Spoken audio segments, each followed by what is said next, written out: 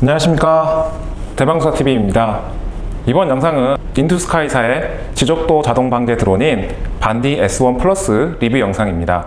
농업용 드론 반디 시리즈에 대해서 잠깐 설명을 드리면 2011년도에 설립된 메타 로보틱스사에서 출시한 농업용 드론으로서 그 당시 DJI사의 N3AG, A3AG 기반으로 대다수의 농업용 드론이 제작되었던 것과 다르게 픽소크 기반의 오픈소스를 이용한 소프트웨어를 제작하여 10m급의 반디 A1 등 1세대 농업용 드론을 보급했지만 가격 대비 성능은 그렇게 좋지 않은 것으로 기억됩니다.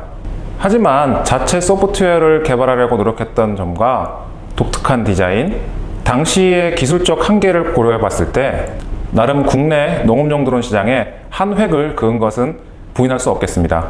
2021년 메타 로보틱스사가 인투스카이에 매각된 후 2022년 인투스카이사의 플렉스9 기반의 프레임과 반디 시리즈의 오픈소스 소프트웨어를 융합하여 출시한 드론이 16m급의 반디 S1과 20m급의 반디 S2가 있습니다. 그리고 2023년 RTK 기술을 적용한 반디 S1 플러스라는 새로운 모델을 출시하였습니다. 뒤에도 설명드리겠지만 반디 S1 플러스로 업그레이드 되면서 지적도 자동 방제 기능은 유지하면서 RTK를 적용하여 보다 정밀한 비행이 가능해졌다고 합니다. 반디 S1 플러스의 가장 차별화된 점은 일반적인 매핑 형식의 자동 방제 기능과 다르게 자체적으로 개발한 반디 플레이 어플리케이션을 통해서 디스플레이에 표시된 필지만 클릭만 하면 지적도가 활성화되어 간단하게 방제 구역을 설정할 수 있는 것이 가장 큰 장점입니다.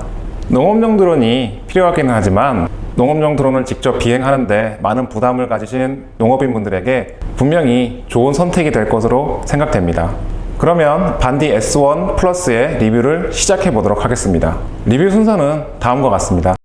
첫 번째, 프레임 앤 파워 시스템. 두 번째, 반디 플레이 어플리케이션. 세 번째, 지적도 자동 방지 시스템. 네 번째, 비행 성능과 작업 능력. 다섯 번째, 스프레이 앤 스프레더 시스템입니다. 첫 번째, 프레임과 파워 시스템입니다. 반디 S1 플러스는 인투스카이사의 대표적인 플렉스9 프레임을 기반으로 양옆에 가운데 암 두 개를 추가하여 농업용 드론에 처음 입문하시는 초보자분들이 선호하는 X6 헥사 타입의 드론입니다. 전통적인 모습의 농업용 드론이기 때문에 소비자분들이 보셨을 때 가장 익숙한 형태의 X6 헥사 타입입니다. 동체 내부 하부에는 카본 플레이트를 베이스로 가운데 육각암을 배치하고 진동 방지를 위해서 상부에 알루미늄 탑이 고정되어 위아래에서 카본암을 단단히 잡아주는 샌드위치 형태로 기존 EFT사의 E 시리즈보다는 진동 방지 부분이나 내구도 부분에 조금 더 신경을 쓴 흔적이 보입니다. 이런 구조는 예전에 타벡스건사의 10에서 16L급 드론에 적용되었던 보강 구조로 제가 타벡스건사의 드론을 처음 봤을 때 독창적이고 특이하다고 생각이 들었기 때문에 상당히 인상적이었는데요. 그 당시에도 타벡스건사 농업용 드론이 상당히 튼튼했고 좋은 내구성을 가지고 있었던 것으로 기억하고 있었지만 타벡스건사에서 자체 개발한 T 시리즈의 FC 성능이 조금 떨어지고 여러가지 최적화 문제 때문에 국내 도입을 포기했던 우픈 기억이 있습니다. 최근에 농업용 드론 트렌드가 생산 코스트를 낮추기 위해 카본 나일론 등의 플라스틱 프레임을 통으로 짜서 넣는 구조로 가고 있는데 그 때문에 무게가 증가하고 무더운 날씨에 사용 시 유격이 발생하여 진동이 발생하는 문제가 생기기도 합니다. 그런 방식에 비해서는 예전 방식이기는 하지만 다이캐스팅이 아닌 CNC 가공이라던가 상당히 고민하고 만든 흔적이 있었습니다. 나름 고비용의 프레임 기술이 적용되어 있으며 결합 방식을 확인해 보시면 더 확실하겠지만 그래도 현재 보이는 것만으로 판단하기에는 내구도 부분에는 EFT사의 E 시리즈나 G 시리즈보다는 비교적 많은 부분에서 괜찮지 않을까 생각이 듭니다. 인투스카이사의 여러 프레임 중에서 그래도 상당히 신경을 많이 쓴 프레임 중 하나가 아닌 듯 싶습니다. X6 헥사콥터의 특징으로 좌우폭은 2422mm, 앞뒤 길이는 2204mm입니다. 기존 쿼드콥터보다 상당히 넓은 동체폭을 확보하고 있으며 높이는 RTK 모듈이 최상단으로서 730mm이며 16L 드론이지만 크기가 작지 않습니다. 프롭을 폴딩했을 때는 좌우폭은 1680mm, 앞뒤폭은 1460mm입니다. 보통 1700mm의 폭을 가진 포터를 고려해 봤을 때 탑이나 레일 호루에 간섭이 있을 것 같고 조금 돌려서 적재하거나 아니면 이렇게 90도로 꺾어서 차량에 실는 것이 어떨까 생각이 됩니다.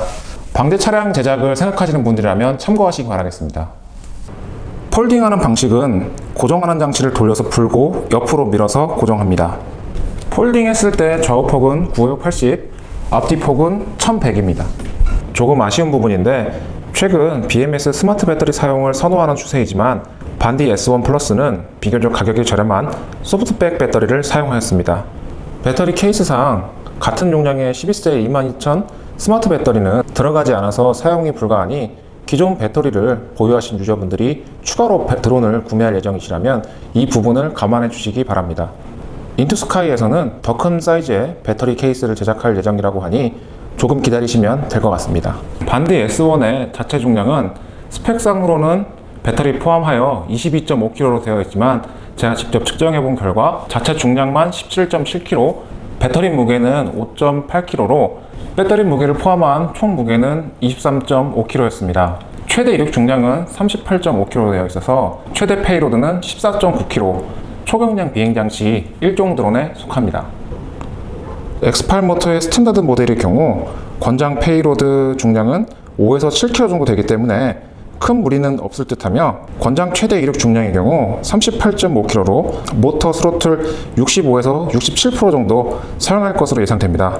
모터 사양을 고려했을 때 16L 작업은 문제가 전혀 없을 것으로 판단되며 액제 탱크의 용량은 17.5L이고 비료 살포기의 용량은 50L입니다. 초보자들의 경우 12kg에서 한 13kg 이하로 작업을 하시기 바랍니다. 모터는 현재 국내에서 가장 범용적으로 사용되고 있는 하버잉사의 X8 모터를 적용하였습니다. 헥사 타입의 X8 모터에 최신 버전의 3011 프롭을 적용했습니다.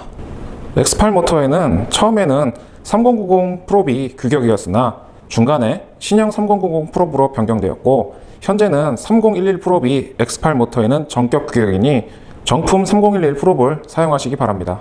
AS를 위해서 입고된 드론을 정비를 다하고 비행 테스트를 하면서 생각지 못한 모터 진동으로 안전성이 떨어져 굉장히 불안한 드론들이 있었는데 자세히 살펴보면 거의 대부분이 출고시 제공하는 정품 프롭이 아닌 해외 직구 사이트에서 구매한 비품 프롭을 구매하여 장착한 것이 원인이었습니다.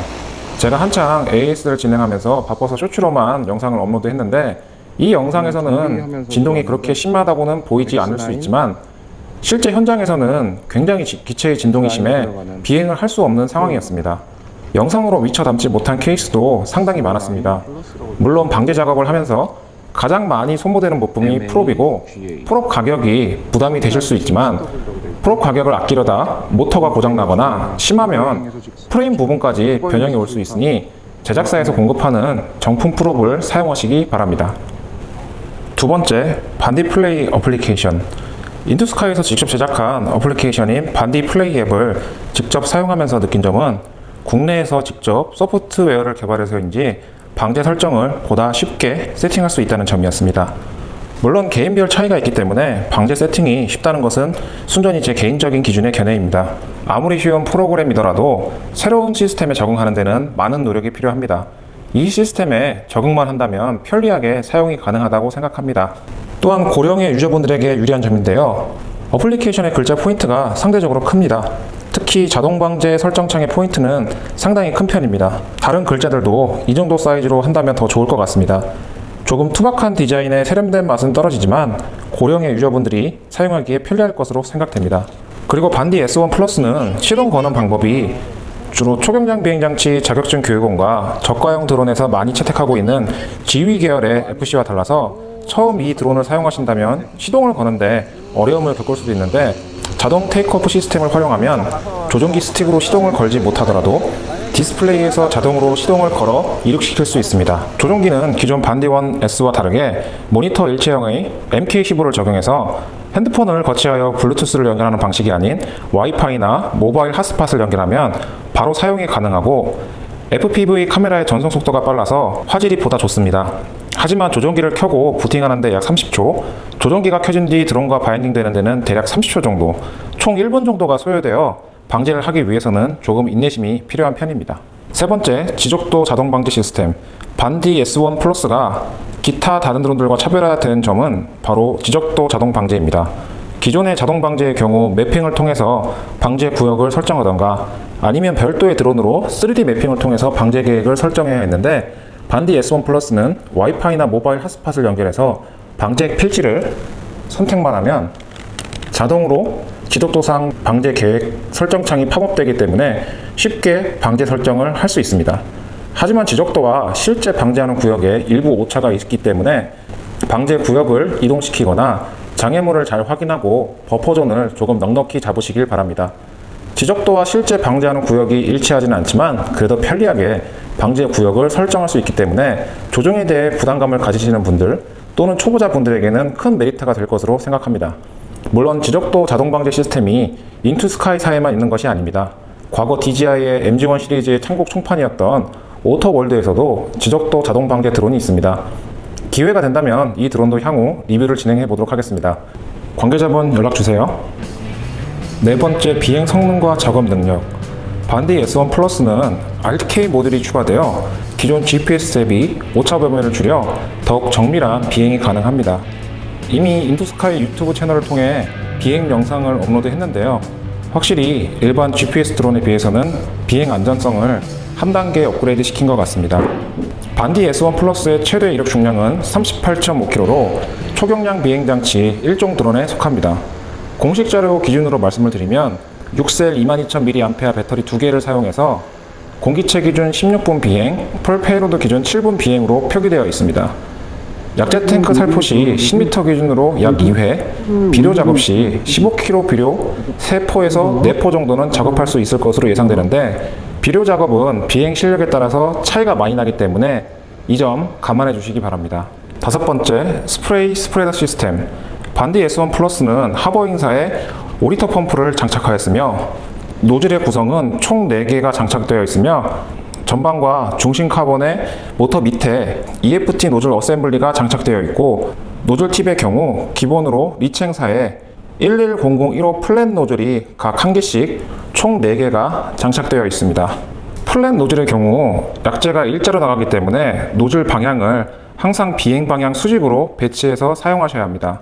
그리고 방제를 하면서 살포가 완료된 후 약제를 재충전하고 이륙하여 살포하려 할 때 에어가 차서 분사가 안 돼서 다시 착륙해서 에어를 빼는 상황이 간혹 발생합니다. 정말 간혹 발생하기는 하지만 정말 짜증이 나는 상황입니다. 시간 낭비와 더불어 이륙하면서 소모된 배터리 전력을 생각하면 방제 효율이 정말 떨어지는데요. 이런 상황이 발생하지 않도록 반디 S1 플러스는 에어 스위치를 장착해서 이 스위치를 조금만 열어놓고 사용한다면 에어가 차지 않는다고 합니다. 저 같으면 시작 전 밸브를 열어 에어를 빼고 작업을 진행하는 것을 권장해 드립니다. 왜냐하면 약제 점도에 따라 분무량의 차이가 발생하기 때문이며 같은 약제를 사용하더라도 키성량에 따라서 밸브를 조절해야 하기 때문에 에어가 차 있다면 직접 열어서 다시 잠궈 주시기를 권장드립니다. 반디 S1 플러스의 입제 살포통은 50리터로서 부피가 큰 벽시종자나 라이그라스 한 포가 충분히 들어갑니다. 특히 최신 교반기가 들어가 있어 종자 파종 시 막힘없이 잘 살포가 가능하다고 합니다. 그리고 액제 작업에서 입제 작업으로 교체할 때 버티컬 교체 방식을 채용해서 비교적 간단하게 교체가 가능하며 이 밖에도 항공잭 구조를 적용하여 액제 라인과 입제 라인 교체를 간편하게 할 수 있다고 합니다. 그래서 직접 교체를 해보았는데 비교적 편리한 편이었습니다. 순전히 제 개인적인 느낌입니다. 입제 시스템은 EFT사의 살포기를 적용하여 360도 회전식 살포 방식이며 특히 수도용 제초제인 카운실 입제나 도복 경감제인 안빌 입제, 원해용 제초제인 스톰프 등 가루가 게이트에 끼어서 개폐가 잘 되지 않는 점을 개선한 나노 게이트 3가 기본으로 장착되어 이런 입제 타입의 약제도 잘 살포가 된다고 합니다. 하지만 농약 입제 타입의 경우 조립식, 흡착식 등의 입제 타입별 차이가 있으며 제품의 원재에 따른 레시피, 농약회사의 제조 설비, 그리고 제조회사의 노하우 등 고려해야 할 사항이 매우 많기 때문에 사용 전 작동이 잘 되는지 확인하시기 바랍니다. 반디 S1 플러스의 장점과 단점을 정리해보면 장점 3가지. 첫 번째 장점은 바로 지적도 자동 방제 시스템입니다. 사실 저는 직접 조종기로 드론을 제어하는 수동 방제를 권장하지만 드론 조종에 부담을 많이 가지신 분들, 특히 초보자분들에게는 반디 플레이 어플리케이션을 통한 자동 방제 방법은 사용 방법만 잘 숙지하신다면 편리하게 방제를 할 수 있을 것 같습니다. 두 번째 장점은 RTK 모듈입니다. 인투스카이에서 교육용 드론에 장착하여 판매를 시작하였고, 이를 바탕으로 농업용 드론에 처음 도입한 모델이 바로 반디 S1 플러스입니다. 기존 농업용 드론을 사용해보는 분들이라면 GPS의 정확도가 중요하다는 것을 아실 겁니다. 안정적인 호버링과 보다 정확한 조종타 등 RTK 모듈을 통해서 비행이 보다 편리합니다. 또한 방제를 하러 가서 무심코 바로 약재를 먼저 다 넣고 이륙을 하려고 시동을 걸었는데 시동이 걸리지 않아서 약재를 비우고 다시 지저귀 컬리브레이션을 해야 했던 경험들이 있으실 겁니다.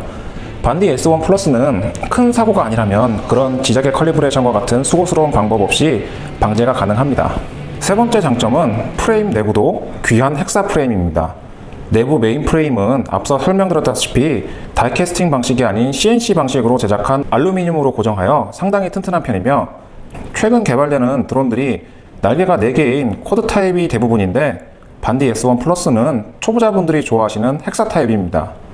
헥사 타입이 사고가 났을 때 더 안전하다는 인식이 많은데 저는 이 부분은 동의하지 않지만 그래도 사용자분들이 선호하는 드론 타입입니다.